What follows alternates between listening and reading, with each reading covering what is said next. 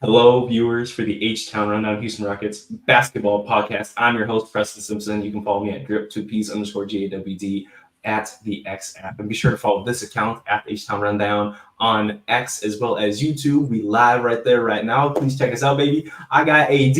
I got Will. Let's jump right into the intro, baby.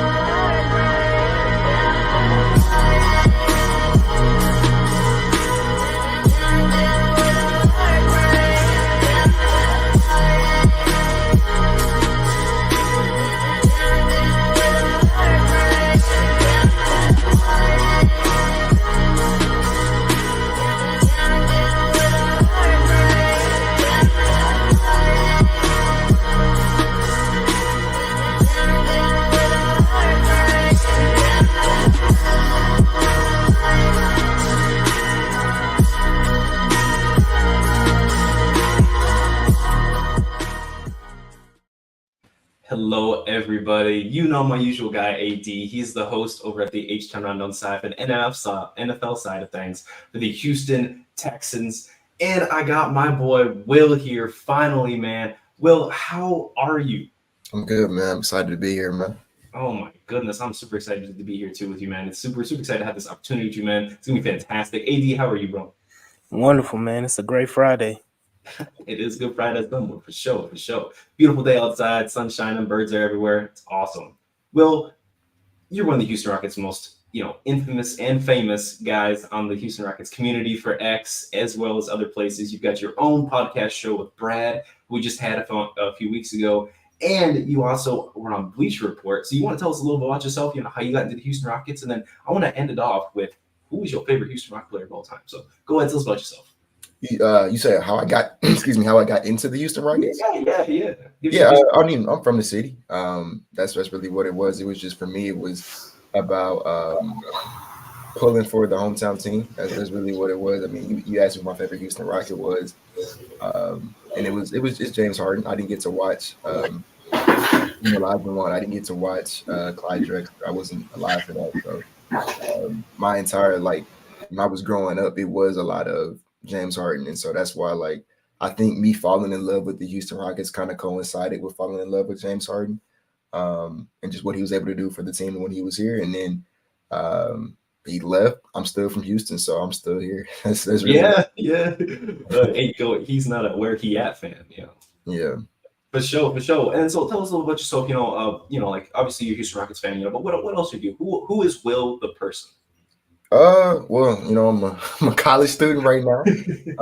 But yeah, in my spare time, I try to cover the Houston Rockets. I guess you could put it like that.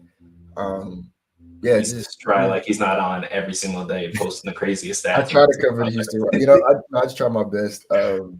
Just to provide, I guess, like a central hub for if you were a fan of the team, you could feel like you kept up with the team without necessarily having to watch every game. I'm watching every game. So, just giving you a place where you feel like as long as you keep up with this, you can keep up with the team. So that's really what I do. I got a podcast with Brad.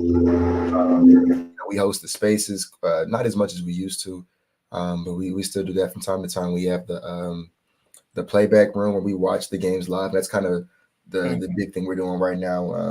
With that. The Bleacher Report things, probably some other things I'm probably forgetting right now, but yeah, that's kind of just the general gist of it. Look at that, man. Well, he is a guy in here. Looks like I just interrupted AD. Go ahead, AD. No, this ain't just a humble guy, because bro, y'all killing the game right now, man. Y'all appreciate that. Don't shortchange yourself at all, man. Appreciate that. I mean, honestly, like Will, James Harden was kind of my boy, and I was kind of floating around between okay, he is my boy. I am a James. That's your main guy. That's your main guy. Yeah, it is my main boy. Okay, look at me being modest now. But also, just in general, I was on Twitter and I was like, man, Will and Brad, they talk a lot about these Rockets guys. boom, it's really just kind of upped my Houston Rockets fandom, if you will.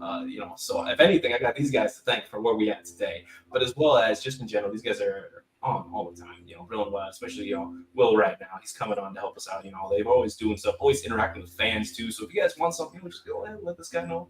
He got a lot of questions. He answers all the time. He's very interactive with the fans, but. Let's jump right into what we hear today, too. Also, coming in, my boy Dante, by the way. I didn't get to give him a proper introduction. Dante, how you at, man? How you doing? I'm doing great, man. It's an honor to always be on with the boss, man, AD, and with the homie Will, man. It's been awesome all year for our Houston Rockets. We had some ups and lows, but we've seen a lot of improvement and stuff like that. But the one funniest thing I love about Will and Brad is the reaction when Jayshawn Tate shot that damn three in Brooklyn. You know what? That was it for me. That was it. That was it for me. And again, I think it would have been the whole city. I've been done with Jayshawn Tate since actually last year. But when he shot that three in Brooklyn, we was, I believe, down by a point, no more than a point in Brooklyn. When we was on the verge of comeback when he shot that three, I loved that Brad and Will reaction. I mean, that was crazy. $1 million reaction, that's for sure. It was the reaction of the whole city. Facts. Oh my goodness. Okay. Unfortunately, right now, my neighbors decided to start mowing. So if you're hearing some stuff in the background, that's what they do. And you know how old people are. They think any time of day is a good time. And anyway, so here's what we're going to do. For right now, we're going to start talking about some of our end of season grades, right? The reviews are in. We've all done our reviews. Locked on Rockets, Real and Lad have done some of their reviews as well. So it's time to just bring it all together. The H-Town Rundown is going to do their reviews right now. It's time. All right. Let's start off with the front office. AD, I want you to lead the charge on this one. So overall for the front office, what we're doing is, that takes in everything that Tillman Fertitta has done and approved. Who they brought in, coaching, free agents, any trades that we did, all of it. So go ahead and give us your rating and why. I'm going to give the front office a B+. I feel like they've made the right moves as far as head coach, as far as like building pieces for the roster, draft wise. I give the front office a B+ for all those things. The trade deadline kind of disappointed me. Thought we was going to make some moves to upgrade. We did. We made moves. We made a move.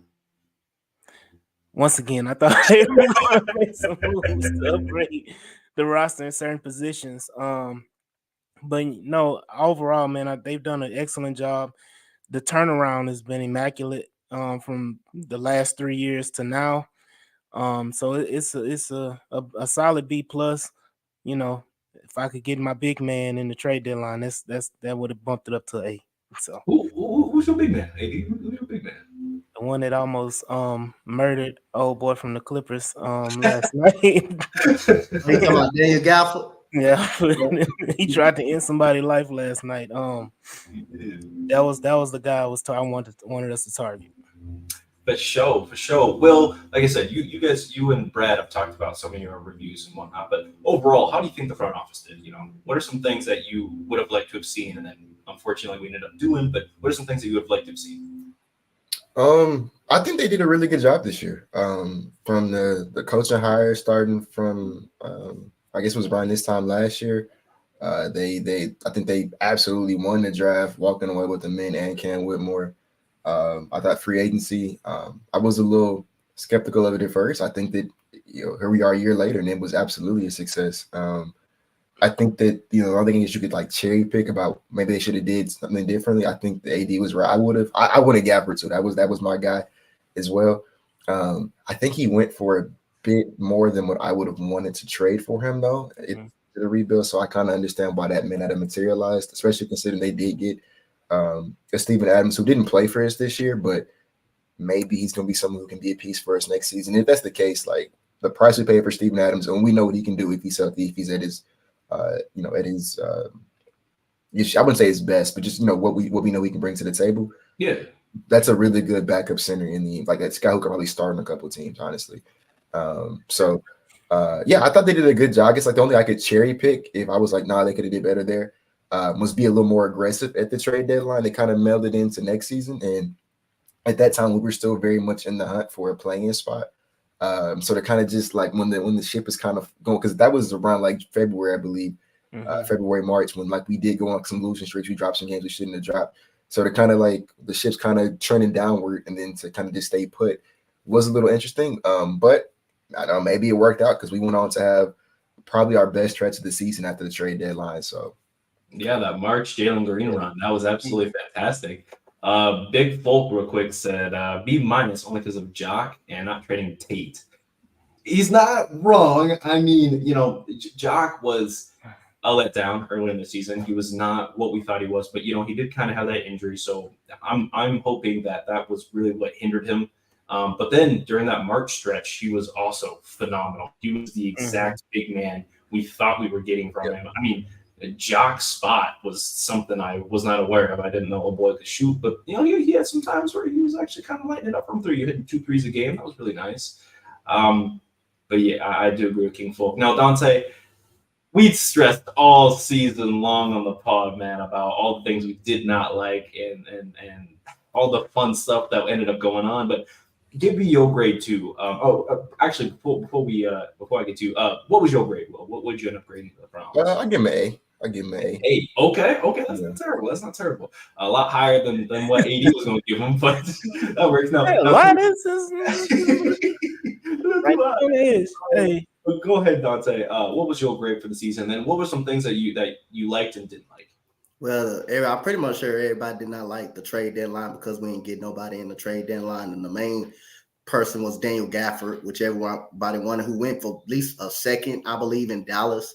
Went to Dallas, and now he's on the verge of moving on in the playoffs. But I'm with Will. I'm gonna give it an A, and I'm gonna go because you got the coach right, Ime Udoka, because of Ime Udoka, and you hit on the draft. You hit with Thompson and Whitmore.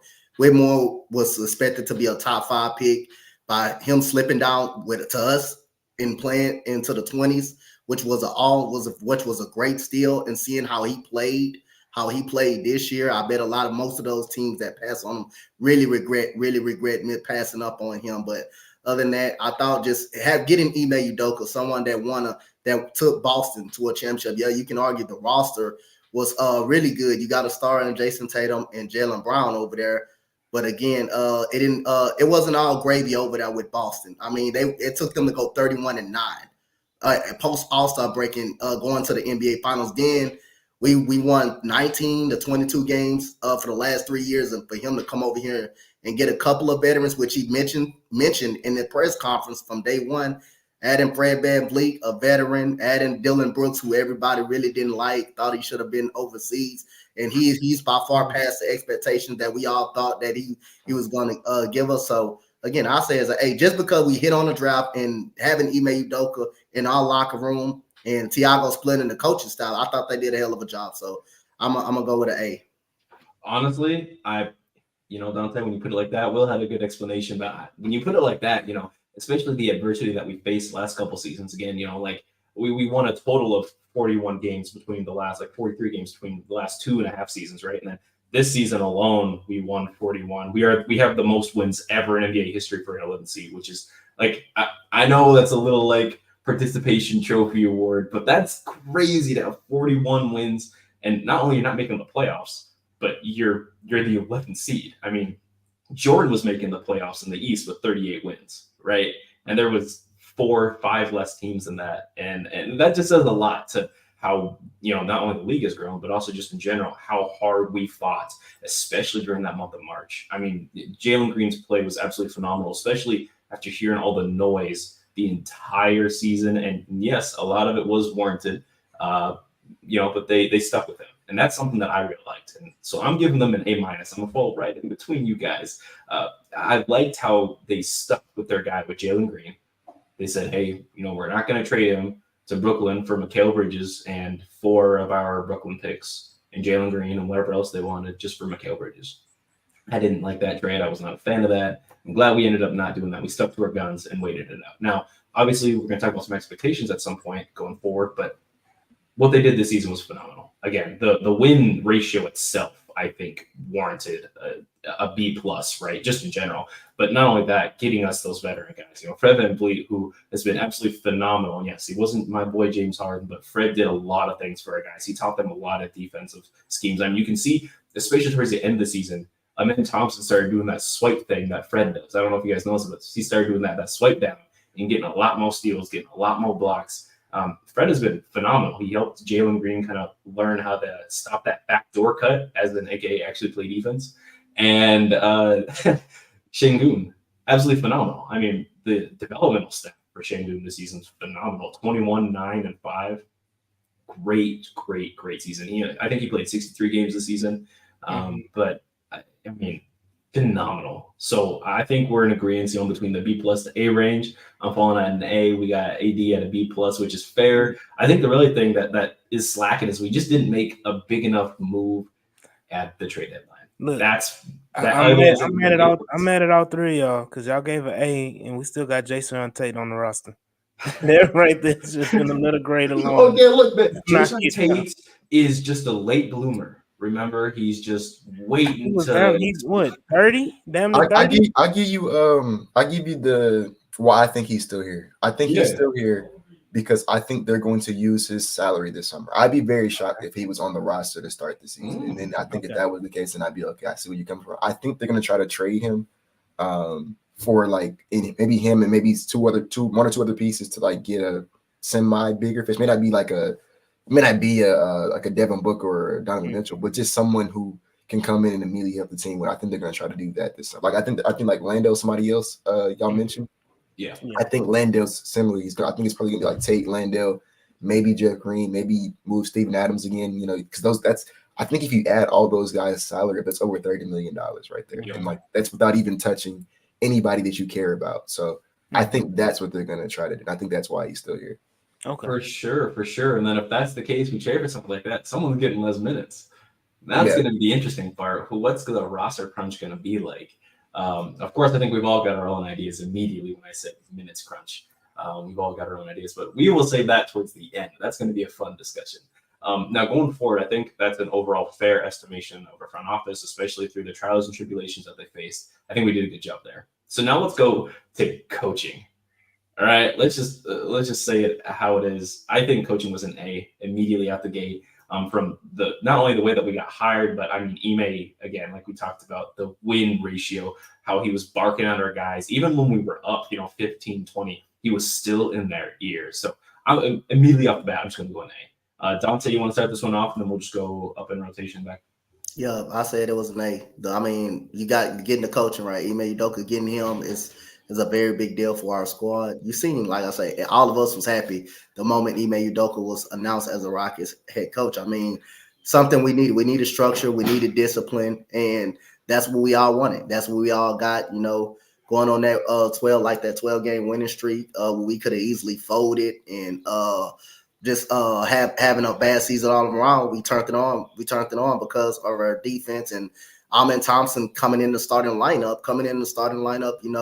Playing some good basketball, getting double doubles. And the moment that Alp went down, this team could have easily just folded. You thought because that's our best offense. That's our best player. Alp is our best player, best all-around player. As far as that, we could have folded after that. But having Ime Udoka and having Fred VanVleet, those veterans, that makes it easier for us to start focusing on other games and stuff. So I said it's the coach. I said Ime Udoka. I said an A. I think it's an A. 41-41 in a tough Western Conference, in the Gauntlet Western Conference. I mean, the best 41-41 team in the West. I mean, hey man, that's a big deal for me. And I think Ime Udoka is a big part of that. So I think that's an A. Yeah, I agree. I mean, I couldn't have said it any better, Dante. He did so much for the team. So go ahead. Well, I'm interested on your thoughts of Ime Udoka. Like when he came in, I want to know your kind of thoughts, and then now that we've seen him in action for the first season, what are your ending thoughts on it? No, I thought he was the right guy for the job. He was a top 2 choice for me when we were looking for a coach. So getting him, for me, that was like I said, I thought we knocked it out the park at the time. I thought that, one thing that we really wanted to see from the team last season that we didn't get to see with the last coaching staff was like we wanted to see accountability. We wanted to see these guys coached hard and, like to start laying an identity down. We didn't really see that. There was a lot of just decisions that I thought were kind of inconsistent. Guys being held to different standards, and different. It was just a little weird. And then I really couldn't tell you what the direction was, or what was our identity last. I couldn't tell you that. And so I think now you bring in an Ime Udoka, who is someone who, he's absolutely, he practiced from day one. He was going to bring accountability. He was going to hold guys to a standard. He once made the playoffs this year. Now we didn't, and I think you hit the nail on the head when you talked about like the most wins as 11 seed. We would have made the playoffs in the East, but you know what I'm saying. So but we won a lot of games this year, and that's what he wanted. He wanted to come in and he demanded that from us. He demanded that guys the culture was going to be laid down defense. That's one of the reasons why you do choose a Fred VanVleet over a James Harden, because you want to lay the culture defensively, and so.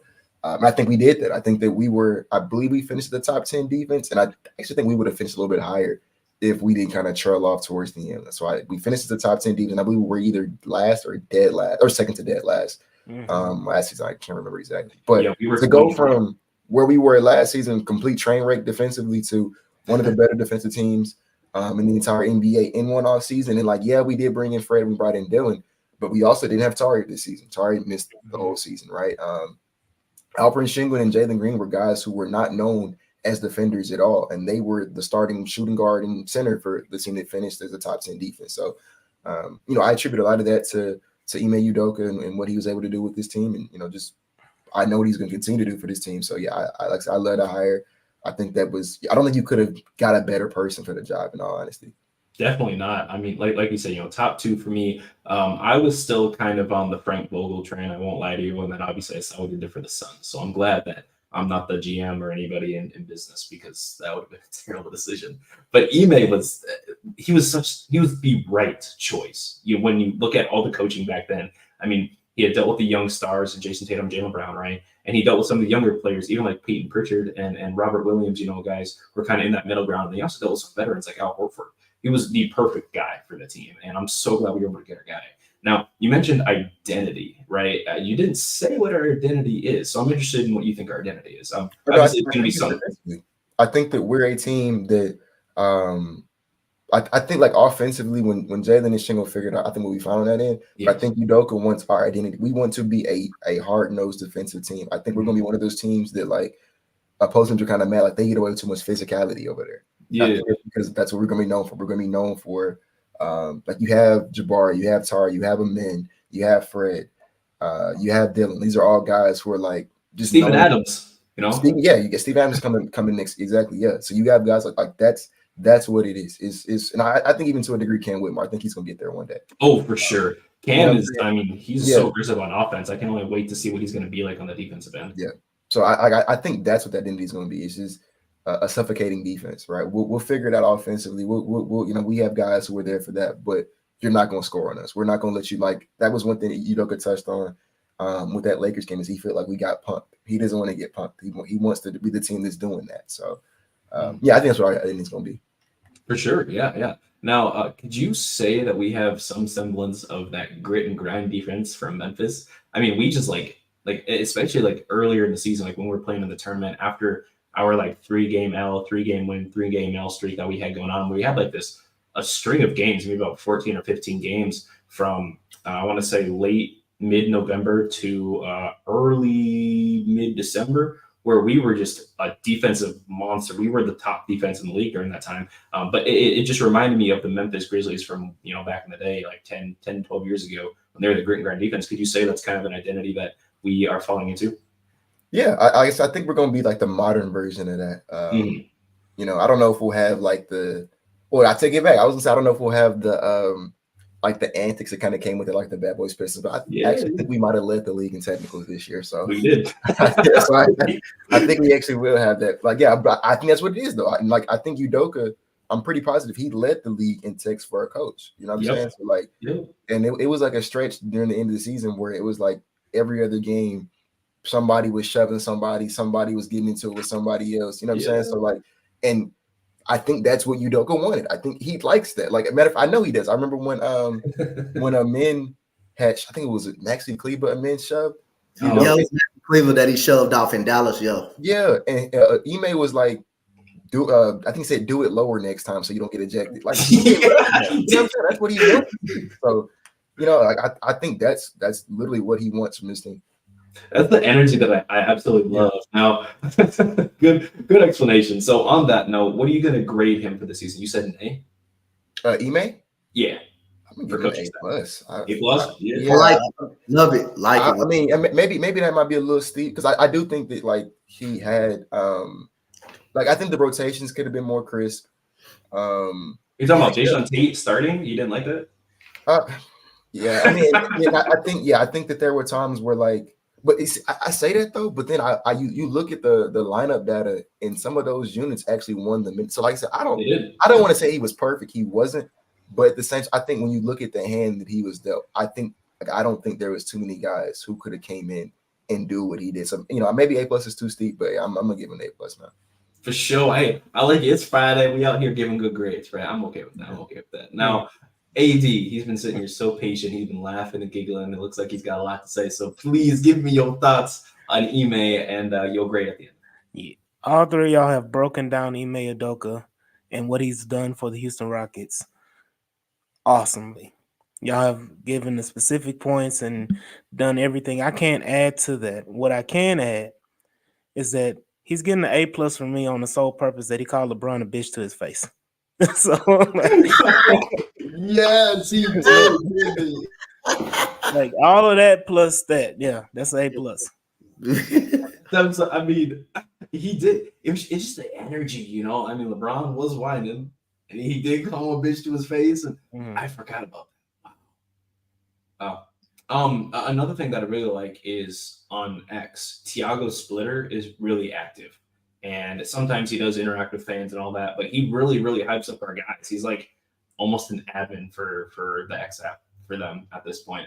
I don't know if any of you guys follow Tiago Splitter on X, but please go follow him if you do not. He is so fun over there, and he really loves to, show our guys off and show how hard they're working. But like we said, overall, the coaching staff, right? I mean, an A, and then obviously just like with the hand that they were dealt, and not getting any pieces at the trade deadline, like we had complained about, not trading certain players away. I think they did a really good job. Again, 41 wins. There were some clutch games we should have won, but also at the end of the day, like this is the first time our guys have played actual clutch basketball, right? Like this wasn't, like last season, like we lost close games, like it was like clutch time by definition, but these games were these were clutch games. Like we needed to actually win these games.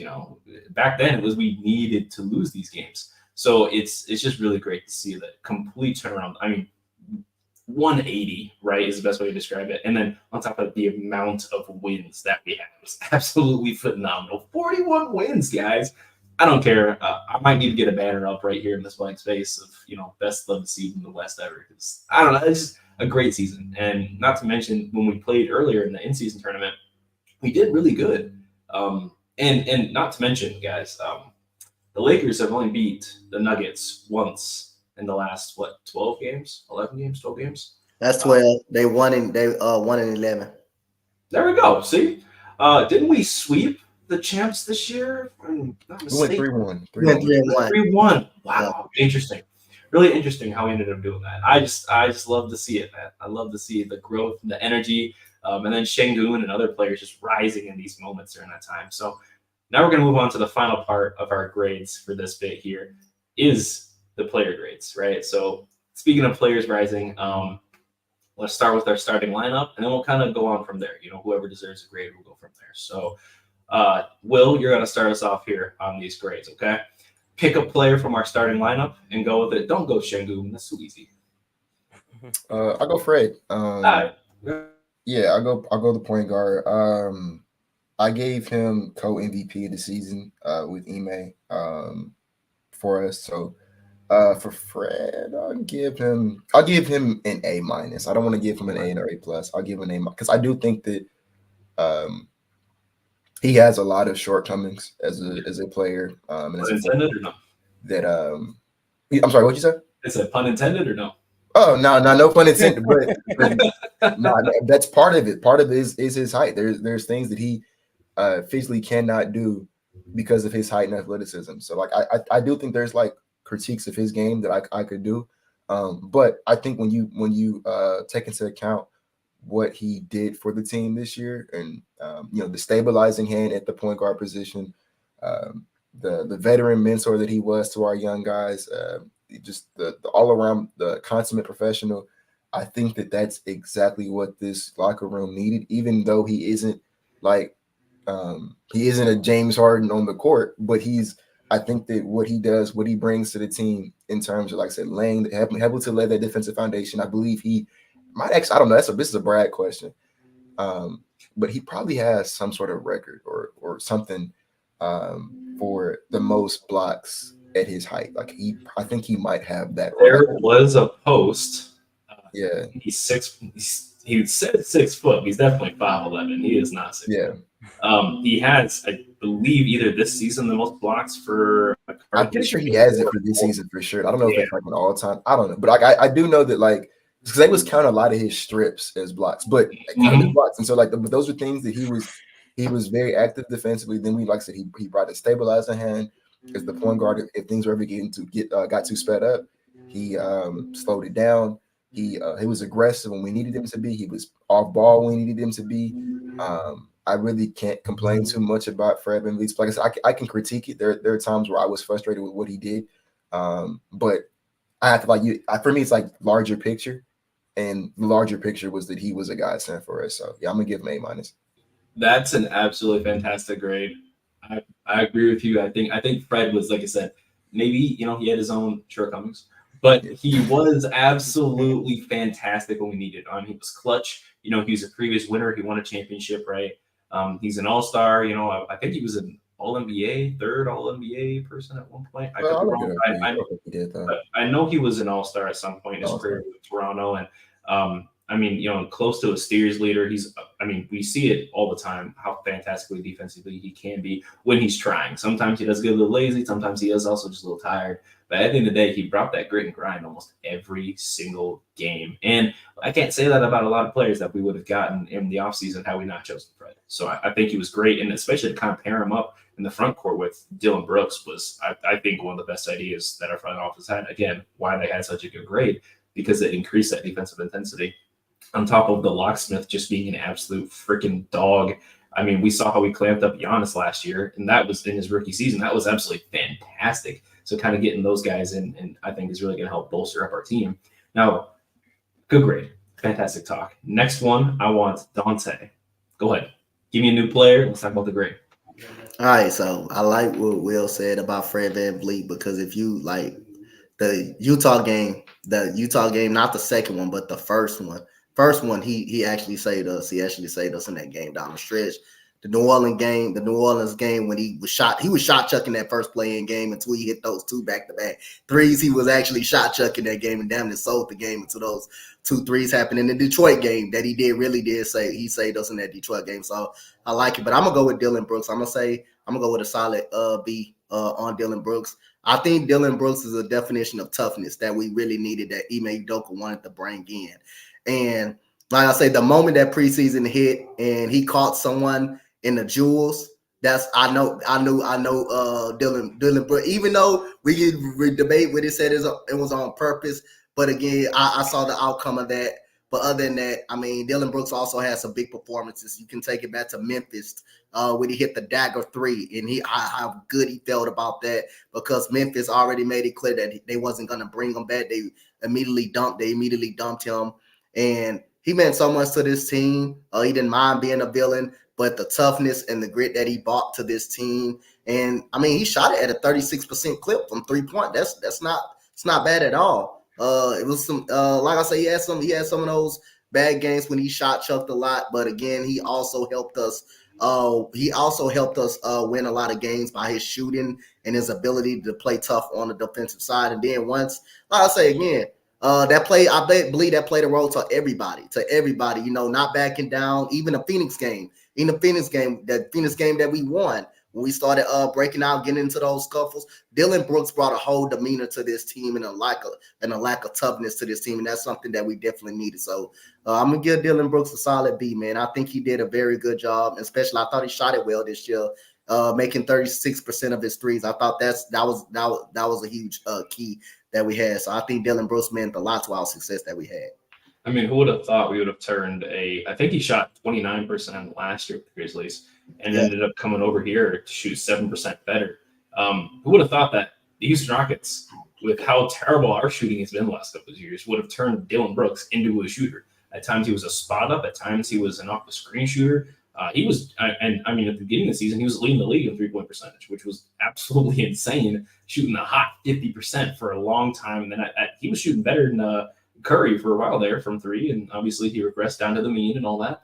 But Dylan Brooks improved, I think, a lot. I was shooting career high field goal percentage, 3-point percentage. You know, I believe he had career highs in assists and rebounds as well.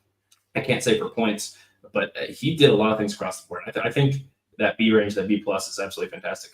I think the one thing really holding him back was just his mentality sometimes, where he wanted to shot chuck and start, going Dylan the villain, which was not exactly my favorite time of Dylan Brooks on the team. But you really hit the nail on the head there, man. Good job. Does everyone agree Dylan Brooks at that around that B plus range, or we got something else there? Anyone else want to say something? No, go ahead. Yeah. No, I was just saying you were talking about Dylan being a hero instead of the villain, because he played his best being a villain. Yep. But no, I agree with the grade. Go ahead, Will. I'll probably give him a B, because I think he kind of did slow down a lot towards the end of the season. But I think that B, I'll probably give him that. Yeah, he slowed, but he was really, really good for that first 2/3 of the season. So he was, and what really was interesting is I think he worked really well with Şengün in general. Like when him and Şengün were on the court, I'm not sure the plus minus numbers, but some of the pick and roll actions that they ran were really nice. Or having Şengün set him a screen so he'd be open as the off ball guy was also, things I thought were really effective with that. But again, Şengün was just a star, so you contribute some of that to that success there as well. So AD, give us your next player. Okay, it's a hard decision. Mm-hmm. Because I'm trying to think of which way I want to go. So I'm going to say I'm gonna be the bearer of bad news. I'm gonna be the one to take Jalen Green. How about that? All right, let's do it. Jalen Green, man. Jalen Green is going to get I'm gonna be generous. He's going to get a B minus. Wow. B minus grade. Solely based off the March stretch. He went stupid in March. Like it was just he showed he can be the player we all thinks he can be in the future. In that stretch, it's just the consistency. He has to be more consistent, but I think his shot improved. He was a more aggressive driver of the basketball compared to the previous years, and I feel like his efficiency went up as well. So he definitely improved his game. I credited Ime and Fred VanVleet for kind of guiding Jalen Green throughout the year, but the fact that he was able to overcome those early season struggles and have the type of March he had, he gets a B minus from me. Wow, you're being really generous, AD. I'm being generous, man. I'm trying not to upset. I'm trying not to hashtag piss people off. Okay. I was gonna give him a C plus just because the 2/3 of the season there were just so. And I'm a huge Jalen Green fan. I mean, I literally wear his jersey. Like I got that on right now. I'm a huge Jalen Green fan. And I was disappointed for a lot of the season. I mean, there were flashes where he looked really good. I mean, even like single plays where I point out oh, that's a really nice play out of the whole game. It was tough, and you did that too many times. I had him at a C plus, and that was me being generous. I wanted to give him a C. He improved at some things, but it felt like he regressed a lot. And March really, really inflated his numbers because without that March run, he wouldn't have even averaged 18 a game, which was insane if he's supposed to be your number one scoring option. But it is what it is. And hopefully going into the offseason, he's locked in the gym and he does not come out until I see that thing shooting 38% or better from three going forward. That has to be a staple of his offense. As we saw, like you said, in March, the biggest thing for him was once he got that three ball going, everything else came. Everything else, if he can shoot the three, everything else is butter. So we got to work on that shot. Will, do you have a different grade for Jalen? C+ is what I would have gave him. Fair. Dante? I would have been only way I would give him a B was like AD said, because he turned it around. He turned out soon as Alp got hurt, Jalen Green turned into one of the top players in the league all of a sudden at that stretch of time. That's the only reason I would give him a B. But if you ask me for overall, he struggled for about to the Christmas break, all the way to the Christmas break to January, pretty much of a stretch. It took him to Alp got hurt just to get going, but he played about on a C+ level. Okay, fair. So with that being said, here's the big question: are you guys giving him a 5-year, $160 million deal? Hell no. That's the word on the street, is that they want to give him one of the rookie max contracts. One, he might be demanding it, right? He might be like, hey, I'm gone if you don't give me this, whether he deserves it or not. Rather let him go then. Let him go then. So what do you think is inadequate? Would like a 5-year, $120 million deal be more acceptable? I'd be willing to do that, but I don't think that he would, and nor do I think he should. I think he should bet on himself. I think he should go into next season and show the front office why he deserves the max contract that he wants. But yeah, I would be willing to do. You said 5. I think it's like Devin Vassell's contract. Yep, and I'd be okay with that. Yep. Okay. Any other thoughts, Dante? 80? I wouldn't pay him that. I wouldn't pay him that. Not no $160 million. I'd rather pay Alp that money. I'd rather pay out the type of money. Yeah, Alp for sure is getting. Other than that, I think around the 120 range, up in that, I think that's more reasonable. But Jalen Green is, you can tell he's the type of guy that he wouldn't take lightly if he probably don't get that type of a max deal. But I think Alp is worth that type of money. I really kind of focus on him at that point. But if I had to pay Jalen Green the max deal for a rookie, I'd rather let him walk or trade him. For sure, yeah, definitely a sign and trade is something that might be talked about at some point. But we'll do all the fun stuff later on. See, y'all really trying to get people riled up and pissed off in the y'all trying y'all best. Oh yeah, hey, honestly, it kind of is what it is, Yeah, LP for sure getting the max, and don't worry, stick soon. I'm gonna go over Jabari, and then we're all gonna do Şengün. I think it's only fair that we do our Şengün all together as one. So Jabari, the locksmith, comparing his numbers from last season to this season, I'm giving him an A-. He improved in every facet of his game: scoring, assisting, defensively, rebounding. The one thing that I'm giving him a knock on is that at times he didn't care enough on his rebounding. He didn't box out hard enough. He didn't swim. He just kind of stood there and let the ball come to him. He didn't fight for every single rebound. Obviously, that's kind of Tari's thing is the, come in and I'm going to clean everything up guy, that PJ Tucker rule. But he just didn't do enough on the rebounding for me. So I think an A- is fair, especially considering all his percentages were where we needed them to be at. I think he shot around 38% from three, that 80 plus from the free throw line. I'm not sure his exact field goal percentage, but just overall, he improved everywhere. There were a lot of times where he was clutch, where he was doing exactly what he needed to do. But again, he was having some of those second-year shortcomings where just sometimes the ball wasn't going in the hoop. Sometimes it happens. There was some inconsistency here or there, especially in the beginning of the season up until I want to say from like December to January. Jabari was kind of looking like, is this our guy? Because Ponchero's over there on the Magic is leading his teams to the playoffs. We watching him drop 22, 9, and 7 every night. I was getting tired of that, but Jabari did his thing. He did a really good job here, and he was showing like every ounce of why he was that number 3 pick. So I'm giving him an A-, and some things I do want to see is kind of that mentality a little bit. He's got that dog in him. We saw that dog in him a little bit, but I want to see him use it more. I want to see him not be afraid. I want to see him go in there and get every damn rebound, even if Şengün's in the paint. Give me that shit. Like Melo, what he say? F out of here, man. Get that rebound and go up the paint. That's what I want to see from Jabari. That kind of energy. Any other thoughts?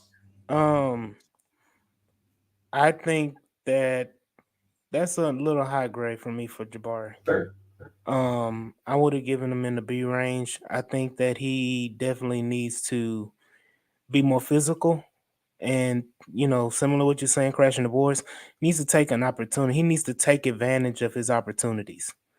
They were few and far in between this season, with the added veterans and everything like that. But he was a little too passive for me in certain situations. I feel like if he can get that aggressive nature, because he has the ability to take over a game, he just hasn't been able to put it all together and show it. But yeah, that B grade was where I would be at with Jabari. Fair. Anybody else? I'm gonna go with a B plus. I think that's good for me. The fact that with a big difference. I mean, he shot 30% last year from three. He bumped it up 38% from three this year. Pretty solid. He played in the post a lot more. This year, like that. Sometime I'm not gonna say it's a struggle for me that he shoots. He needs, when he gets a smaller defender on him, he needs to be able to shoot over them.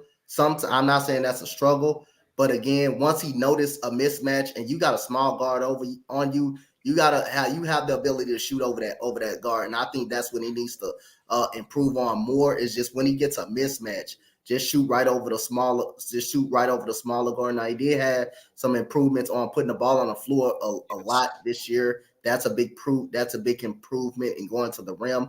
But I think Jabari Smith, this was definitely an improvement for Jabari Smith, and I'm gonna say a B. I'm gonna take it at a B plus range for Jabari Smith. But that 3-point shooting, bumping that up, that is definitely helps his grade for me a little bit more, because that's what he did coming out of college. He shot the ball at a 40, well over the 40% clip. So again, that's what he was noticed to do coming out of Auburn. So it's good to see him shooting the ball well this season, and I think that was the main part of me giving him a B plus. Absolutely fair. That's a good grade. Will, what are your thoughts? I give him a B minus to a B, somewhere in that ballpark. Okay. I think he made major improvements in his game. From last, like you talked about, the 3-point percentage was better. I think he improved that. He was a really good rebounder as well. His defense was good, but I think that the biggest reason for me was he was inconsistent defensively at times. Right, there were nights where he was really, really good defensively, and there were nights where, okay, yeah, you could have been a lot better than that, Jabari. So I think with how inconsistent. I mean, by the way, he's young. Like, he's still he was one of the youngest guys in his draft class. He's still one of the youngest guys. So I'm not like crucifying him or nothing, because young players are supposed to be inconsistent. They're not supposed to be the best version of themselves when he's barely 21. Bro, like I said, he's younger than me. So yeah, I'm not going to crucify him over it. But yeah, he was a little inconsistent. There were times where I want to see him be a bit more physical. I think that was another thing that I saw from him a lot, was that he would get bumped off of his spot a lot by players who I thought shouldn't have bumped him. And then I think he struggled to kind of embrace that contact when it was his turn to be the physical, be the one who's physical.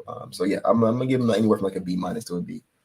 That's fair. Look at that. So it looks like I went a little too high on this one, but you guys are absolutely right. I like all the ratings on that. These are very fair and warranted. Some things hopefully we can see Jabari work on going forward. Now, I'm super excited to see. I mean, he's 6'11", he shoots the ball really well. We see when he's put in those right spots. He just has to realize that he's bigger than every motherfucker out on the court. He's so big, and not only like height-wise, but like he's bulky. He is really strong. He's got broad shoulders. You can see the frame, like the potential he could have. He could be a really, really strong guy and shoot the ball really well. So we'll see what ends up happening with that. But let's end it off here for our grades for our last guy, Alperen Sengun, guys. Let's just say it out now. I mean, no one's giving him anything less than an A, right? Like, he's absolutely phenomenal. He deserves the rookie max for sure. Rookie, whatever the most amount of money we can pay him, we got to give him back. At this point in his career, he was almost an all-star. Should have been an all-star if he was over in the East. He was a 21, 9, and 5. Well, he's the youngest center ever to achieve that feat, as well as shooting very well from the field. He had a slightly improved 3-point shot. It felt like he just took more this season than he did last year. So that's kind of the issue with the 3-point percentage. But he was more confident. He stepped into his shot, especially kind of around the I want to say like in February, he had that stretch where he started taking more of those shots. He saw Jock Landale shooting, I think, and he's like, oh, well, shit, Jock shooting that thing. Maybe I got to shoot that thing too, you know? I think there was a little bit of that going on there. But Şengün just, I mean, other than some small things, you know, some effort times, you know, some getting that 3-point shot, you know, making sure he adds that shot put back into his game, that little dirt fade he's also got. I want to see him reintegrate that into his game as well. But they just small things like that. But he was phenomenal from beginning up until he got hurt. His whole season, he was phenomenal. He had minimum. I can count on one hand how many bad games Şengün had, and I think it's 3. That's it. And not to mention career high in points, a bunch of rebounds on the Alien. That was absolutely a phenomenal game of the season for sure, especially from LP. So, guys, give me your thoughts on Alperen Şengün. I'm giving him an A. I don't give nobody an A+, but I'm giving him the highest grade that I can give him is an A. He was phenomenal in almost every facet of this game, and we saw improvements everywhere across everything. So, what are your guys' thoughts? Any order, whoever wants to talk, just go ahead. Let's start it up. Yeah, I'll go ahead and give him an A+++. I'll give the extra pluses since you don't want to give him an A+. And I think Şengün does it all, man. He does it all. He improved drastically defensively, to Will's point earlier, with Ime Udoka, and instilling that defensive philosophy in him. And so he's become more of an all-around player and not a liability, especially on the defensive end. So, I mean, A++, man. He was our all-star. Like I said, if anybody deserve an A+ on this team, that's who it would be. LP. Like I said a couple of years ago when he got drafted, like I seen the moment that he was our best player, our best playmaker, rebounder. He's even got better on the defensive side of the ball. He's even got better on the jump shot, man. Like I said, Ime Udoka, one thing about that, he wanted him to take more of those 3-point jump shots, and he was knocking them down. I mean, name a center pretty much in the beginning of the season or throughout the whole year, the LP did not work over. I mean, you're talking about Sabonis, someone that averages 19 and 10. I mean, he worked over him. You talking about Wembanyama, how he dropped 40, and most of the points was actually on Wembanyama's head when he dropped them. You're talking about Chet Holmgren, who he has to go up against. You're talking about Valanciunas, who's big and strong inside. I mean, you talking about Anthony Davis, got to go up against a guy like that, who you argue that's a top, probably may still be, if he's healthy, a top 10 player in the NBA if he win healthy. But other than that, LP, if there's anybody that deserve an A, it is LP. LP was yes, sir. You forgot Joker. Oh yeah, Joker too. Joker 3 times. Three times. This year, that he got him arguably 4 times, but again, and then the game against Utah. Y'all know Walker Kessler, who's supposed to be one of the best up and coming defender. That kid ain't no slouch. That kid can play some defense. Either him as well. So if anybody that deserve an A+, it is that dude right there. That's probably the only one that deserves an A+ on this team. Yeah, I'm gonna give LP an A. I think that he was bar none the best player on the team this year. I think he took a real leap this season. He went from good young player to I think he's a really good. Like he should have been an all-star, my personal opinion. I think if we were in the Eastern Conference, I think he might have got the nod over there. He was super duper important to what we did this year. There were so many games you could point to where we either would have lost or got blown out if LP didn't, save us at times. So, I think that he came back. He developed that kind of the in-between game. We saw him add the little flamingo kind of one-legged shot he had or whatever, the little Dirk impression he tried to do. Like he did that. The still finding his teammates, still just being a great guy on the court. Yeah, I have nothing but positive things to say about LP this season. That I really if you made me critique his game, I really couldn't do it. I really don't know what areas I could try to critique, especially considering for how young he is and what he's going to continue to do. I really can't. So A for me. I think that does it for at least our starters. Now, our other players, we will do on a separate podcast, go into that, for Amen and Tari and those guys. But while I've got you here, right, I can't wait to talk about Tari. But be sure to comment down below your guys' player grades and all that for a chance to win Atari Easton bobblehead, the Spider-Man bobblehead. Yep, we got it right here. Yep, it's been unopened. So if you guys want to go ahead and comment down below on the YouTube channel, let them know. Give us your thoughts, whether you agree with us, whether you disagree with us on player grades, coaching grades, and all that shit. Just let us know, man. We super interactive, man. But yeah, we want to give that away. So please comment down below. Otherwise, I'll just keep the thing. If you don't want it, that's okay with me too. It's very nice. Now to end it off really quickly, let's go over the playoffs. Just real quick, I want a couple predictions. What do you guys think about the Suns and Wolves series? Just give me your 100% honest thoughts. Go ahead. Anthony Edwards has arrived. Like he is that guy. And it's sad the way Phoenix went out, but I mean, it was coming. It just needed somebody to take advantage of it. And Anthony Edwards, man, to me, that's the whole series is Anthony Edwards. I mean, he's got to be the best two guard in the league, right? Like, no question. He completely He's pushing as the best player in the league. So I like it. These are some strong things. He completely bitched KD on that dunk too. I mean, KD got dunked on like he was in a 2K animation. I was stunned. And then what does Bradley Beal do? He makes $50 million for what? What does Beal do? I really think, I thought when Phoenix lost that championship versus Milwaukee, the window has been officially closed for the Phoenix Suns. I thought it was closed when they first lost to Milwaukee, pretty much. And then they got blown out versus Dallas. The very next year, they had probably the best record in the league. They got blown out, but the window is definitely closed.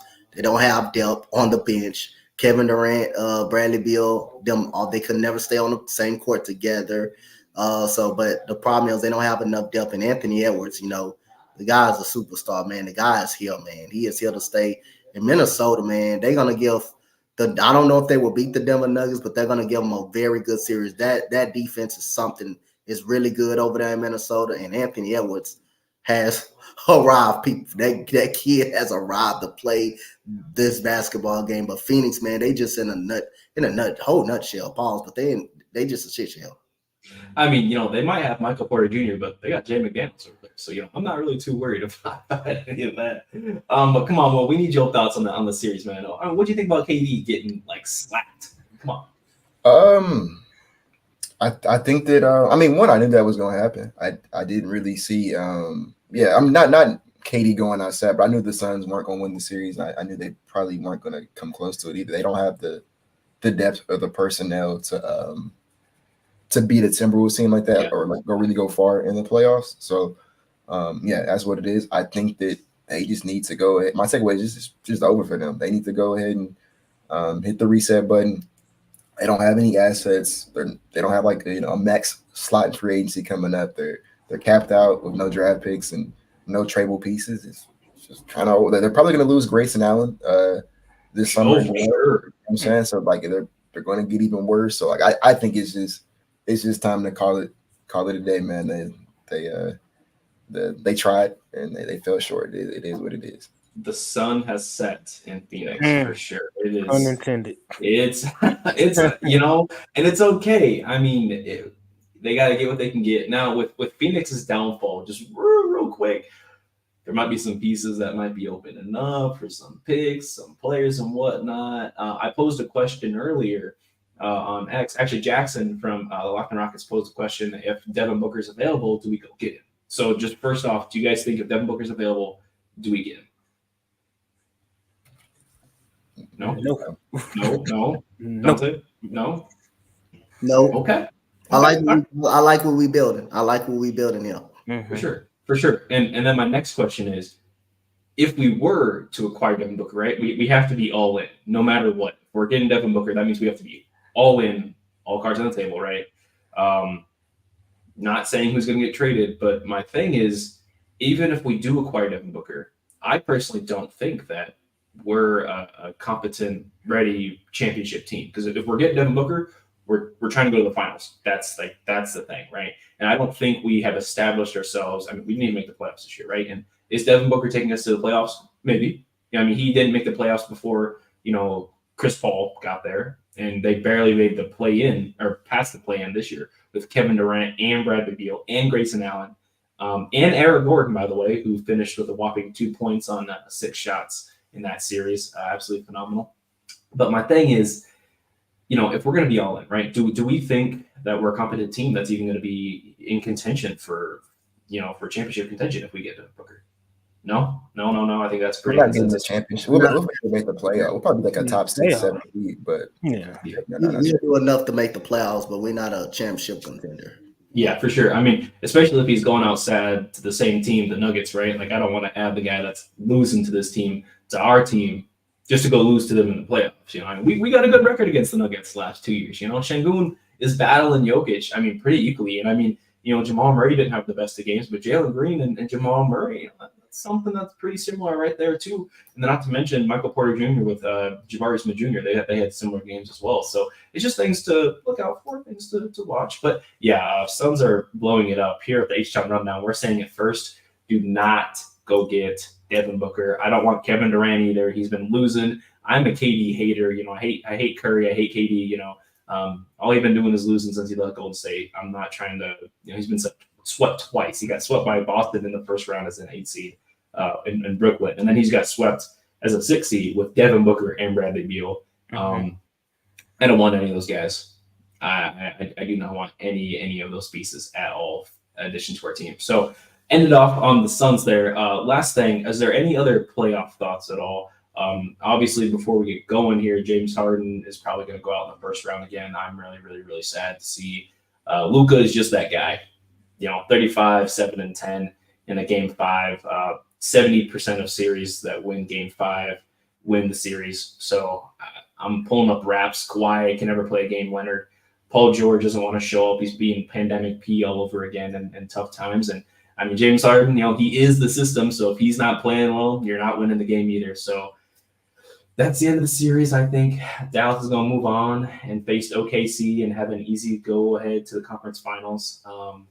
But yeah, for sure. Is there any last playoff thoughts for you guys? James Harden, anything? The Knicks.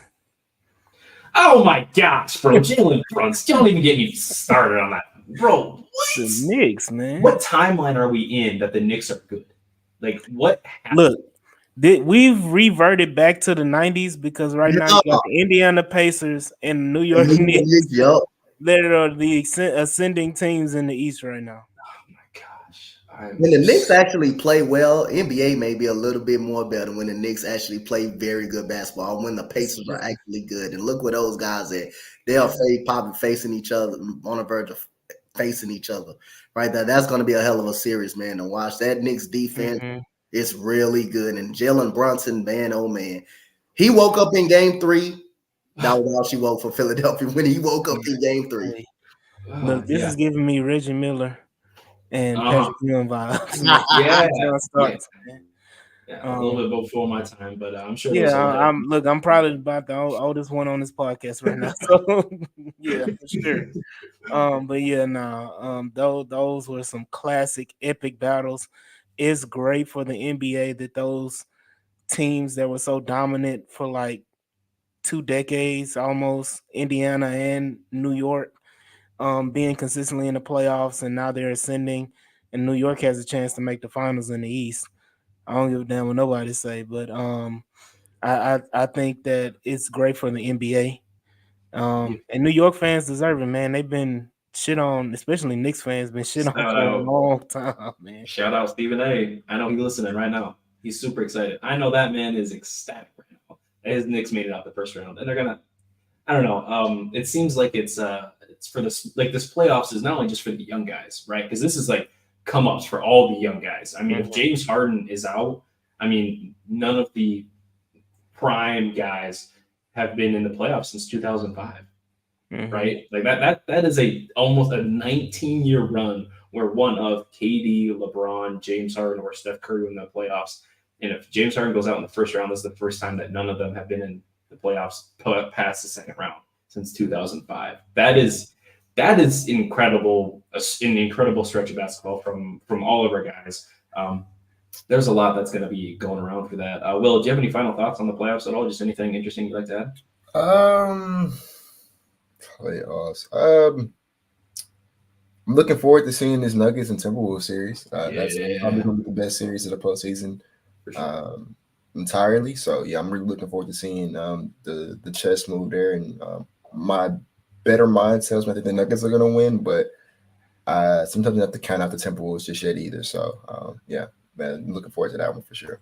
For sure. I mean, the Wolves are hot right now. They just swept, and it's the first series that they've won for over 20 years, which is absolutely incredible. So since KG days, I'm sure AD remembers those days like they were yesterday. But no, man, Anthony Edwards versus Jamal Murray. Man, sign me up. Sign me up. And I mean, let's not count out Carl Anthony Towns, even though he's a little zesty. He is tan. He is tan. But you know, although he's a little zesty, he is a fantastic guy. And in the final game, he put up 28 and 10 with 5 assists and a couple blocks, and then Rudy Gobert averaging, I think, like almost 80% field goal percentage in the playoffs in those 4 games. There's going to be like no one to guard anybody on either team, despite how good defensively either one is at. It's going to be an offensive chess match, is what it's going to be. I'm super excited to see what goes on for there. Before we close out, guys, is there any final thoughts on any playoffs, any predictions at all? I mean, obviously, whoever wins that Wolves Nuggets series is going to the finals. I mean, that's just what it is. Even if the Wolves somehow beat the Nuggets, which I'm praying that they do, whoever comes out of that OKC Mavs series, I'm not even worried about. Those teams are either too young or they're going to run out of gas. That's just how it is. Whoever wins that Wolves Nuggets series is going to the finals. But is there anything else from you guys at all? That wrapped it up pretty well. Cool. Right on. Well, I just want to say again, man, thank you for joining us on this podcast, man. It was absolutely phenomenal to get you on. Go check him out, guys. Will, where can they find you, by the way? I've never seen you on anything, obviously. You can find me on Twitter at Bias Houston. You can find me the podcast is called the Brado and Will. So I think you just type Brado and Will on YouTube. You'll find it that way. And then the playback room, Houston Live room. We're not going to be as active as much as the kind of season's over with, but as soon as next season starts, maybe we'll start doing some draft and some summer league stuff in there as well. So Houston Live room on playback, it's an app, website, all that good stuff.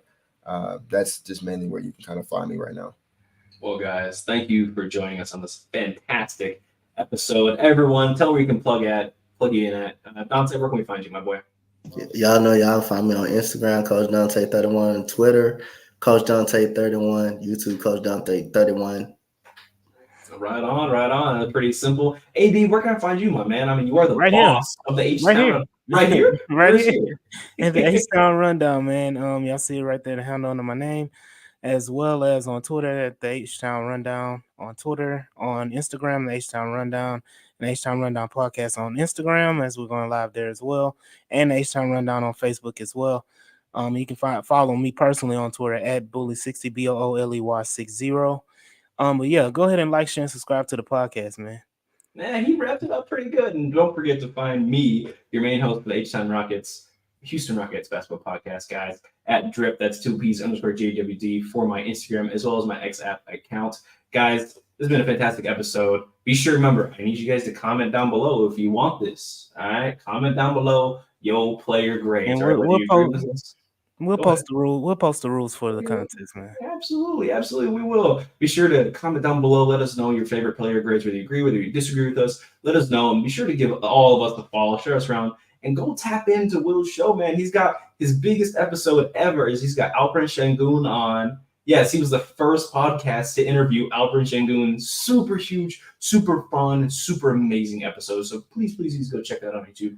Thank you guys for watching. Thank you guys for listening. And we'll see you next week, Friday at 4 as per usual. See ya. Peace.